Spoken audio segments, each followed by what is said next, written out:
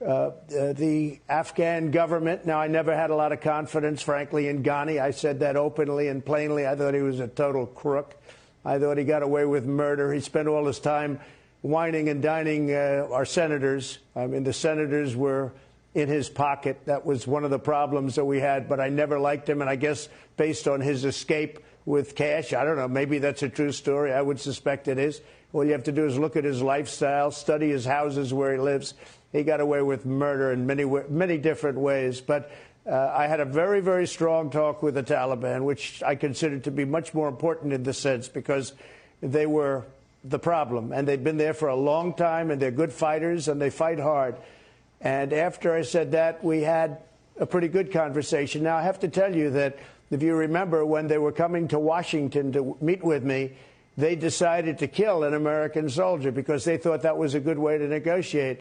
And I canceled the trip. And we had a conditions-based agreement. And if you remember, it said May 1st, we want to get out because we have to get out. I've listened to people on your show and other shows say we should stay. They don't know. We were spending $42 billion a year. $42 billion. Think of it. $42 billion. I understand Russia spends $50 billion a year for their entire military. We were spending $42 billion, not 1%. They were saying 1%. That's a lot of nonsense. We're spending $42 billion a year on defending this for years and years. We've been there really now, not 20 years, but 21 and a half years.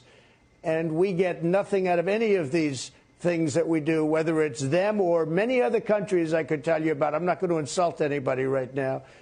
But to spend that kind of money and then to have people get on shows and say how inexpensive it was. And I have to tell you also that we lost no soldiers in the last year and a half because of me and because of the understanding that we had.